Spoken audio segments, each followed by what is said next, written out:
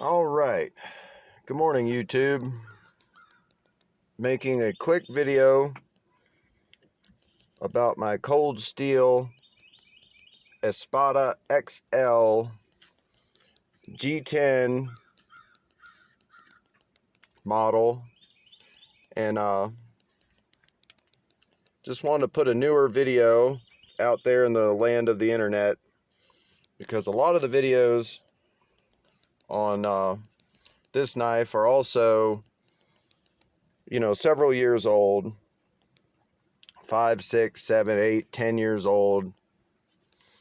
And I actually just recently, this year, 2020, started buying some Cold Steel products. Now, I've got a kind of a history with Cold Steel in that when I was about 10 or 11 years old, I came across a VHS cassette tape that was a Cold Steel like demonstration video. And in that video, they took a knife, I don't remember which knife, but they took one of their fixed blade knives and they flipped it up sideways and hammered it into a stud of a wall, into a 2x4 stud, and then a grown man grabbed the handle and hanged on it, like his whole weight, and the blade didn't break. Now, as a kid, I just thought, oh my God, that is the coolest thing I have ever seen in my life. But I just never bought one because I have a really physical job, dirty job, sand, grit. I do masonry for a living. Brick, block, stone, pavers, concrete. And I never wanted to pay, $100 and something for a knife that I knew I was just going to absolutely destroy. Well, the thing about that is, if you buy $100 and something Cold Steel knife, it is tough enough to take on whatever you're going to throw at it. And that's the part that I didn't get. I made a career out of carrying a $15, $20 Walmart pocket knife. And I finally decided, you know what? It is time to buy the knife of my dreams. And this is it, guys. The Cold Steel ESPADA XL G10 Tactical. It's a beautiful knife. I watched probably every single review on this knife on YouTube. And really the only thing that no one talked about was that, and maybe it just should be obvious and I should have just known this, is that this steel, now this is the AUS 10A blade, and it will corrode. I've started carrying this knife in my waistband, just like so many other people do on YouTube, and it carries extremely comfortably because of this thin profile. I mean, it's about the same as having a large cell phone stuck down in your waistband. And really, I mean, you really just don't even know it's there. You really don't. It's an amazing knife. I love this knife. There's absolutely nothing that I would improve. And, some of that may be because I am a little bit starstruck just by the knife. It's definitely the most expensive and the nicest and most well-made knife I've ever owned. I've always been a fan of buck pocket knives, and just whichever model they happen to have at Walmart around the 20-something dollar range. And, they make good knives, but this knife, yesterday, it just surprised the heck out of me. And the story is, this knife, I purchased it really as a self-defense tool, and that's the purpose that it serves. I don't do a lot of crazy, on the job site chopping and hacking and prying with it. And I want to keep it nice, and I want it to perform if I would ever need it in a self-defense tactical situation. And yesterday I'm getting ahead of myself. So one thing that I did do, see if I can open this beast with one hand. One thing that I did do right off the get was, this is not the factory edge. It came factory sharp, which was pretty good. And, for paper cutting and things like that, it would do, but it wasn't like, insane razor edge, or, it was very well sharpened and had a good edge. Well, I spent about a good week on and off on a super fine diamond sharpening stone, putting my own edge on this. So you can see I've changed, that bevel there is quite a bit, wider now, because it's much more shallow. And this knife is now like stupid sharp. I mean, this is a razor blade now. And the problem with that normally is, if you sharpen your pocket knife to the point that it's just paper thin at the edge, you can chip it easily then. If you go to chop into some wood and there's some sideways torsion, it'll chip off that fine little edge. So normally you don't, you really don't want to sharpen a pocket knife too sharp, because there is a such thing as too sharp, to where your edge is just brittle, fragile, and can easily be broken or chipped. Well, I intentionally sharpened this particular blade to that extent, to where it is a freaking razor blade. Paper cutting and stuff like that with this edge is kind of silly now. I mean, it skates through paper like you would not even believe. And yesterday, it kind of started bothering me, and I thought, well, if I have sharpened this knife to the point where it can't even be used, then for all intents and purposes, I have ruined this knife. And it really started to kind of eat at me, and I thought, man, I've got the nicest and most well-built knife I've ever seen, much less owned, and I've sharpened it to the point of being useless. And so I started getting upset. I'm like, man, that was, maybe you should not have done that. So I decided, you know what?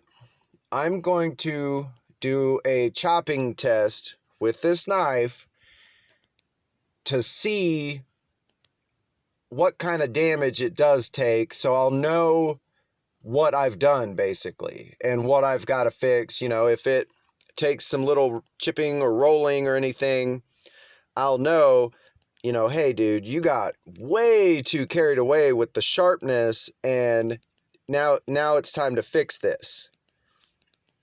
So I took a piece of 1/2-inch plywood that had been laying in the dirt on a job site here at work.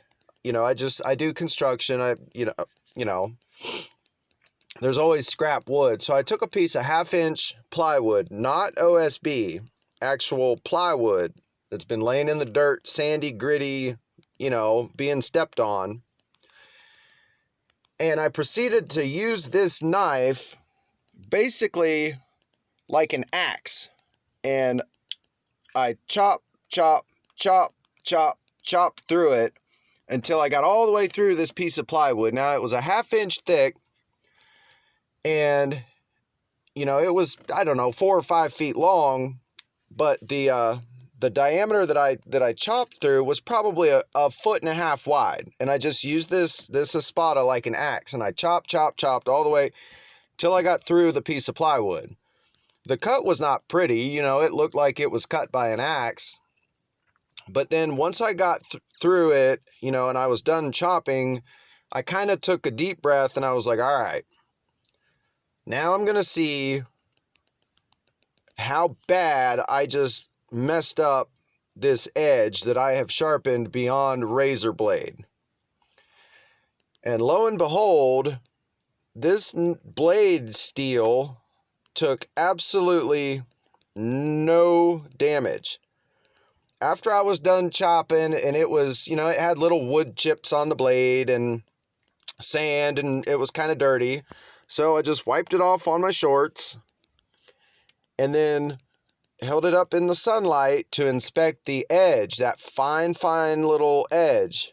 And it took no damage, and I about fell over, because any knife I've had, you know, in my life, if I got carried away with sharpening it and put that broad of just a paper thin razor edge on it, and then proceeded to chop at anything, wood, I mean, marshmallows, that edge sharpened to that extent would take some kind of, you know, even if it was minute, some sort of a roll or a little chip or something.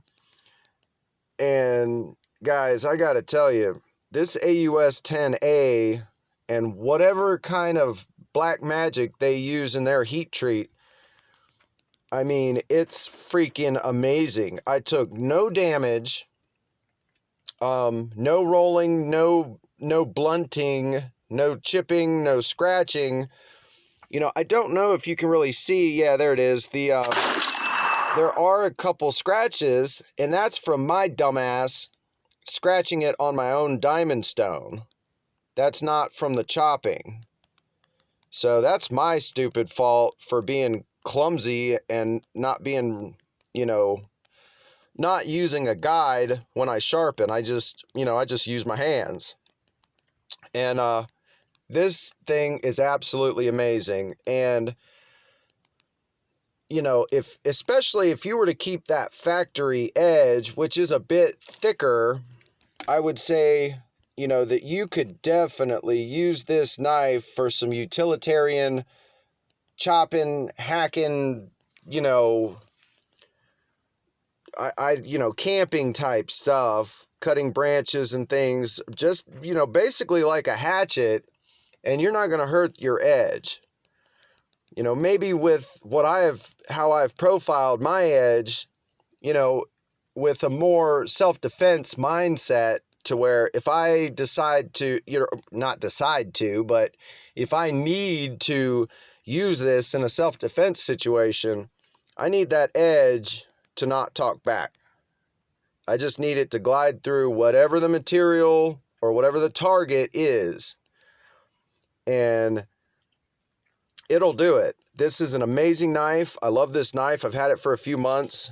I wear it every day. You know, pocket clip is starting to chip up a little bit. And I just wanted to put this video out there in the internet land, on top of all the 7 or 8 or 9 or 10-year-old videos on the ESPADA XL. And I just strongly recommend, if you have self-defense concerns, you don't want to carry pepper spray, because, I mean, what if it goes off in my car? Then holy moly, I'm going to be in a bad way. You don't want to carry a gun because, I mean, it's a gun. Like, dang, dude. Like, I grew up with guns. I'm comfortable with guns, but I've never liked pistols. I've never carried a pistol. I've never owned a pistol. I don't like them. And I'm actually not very good with them either. I'm a crack shot with a rifle or a shotgun, you know, but I've never been a pistol guy. And I know that's probably stupid, but I'm not carrying one. I don't want one. I'm not carrying one. If somebody's close enough to me to be pointing a pistol at me, well, then I'm close enough to them with this blade to make that pistol hit the ground. I can promise you that. Just as far as a self-defense weapon, this thing is freaking amazing. I just wanted to do this video kind of talking about that edge and just how bloody impressed I was with this steel, that I finally kind of had a tantrum, and I said, you know what, I'm going to just chop with this darn thing and just see how bad it gets damaged. And it took 0 damage. Nothing, no glinting, nothing. And I am kind of dumbfounded. I've never had a blade steel this good. And if anything, it makes me feel better for paying so much money for a big, cool knife. I don't want to pay $200 for a big, cool knife that as soon as I, bump it off of something, a piece of wood, oh, well, now my blade's got a chip. Who the hell wants that?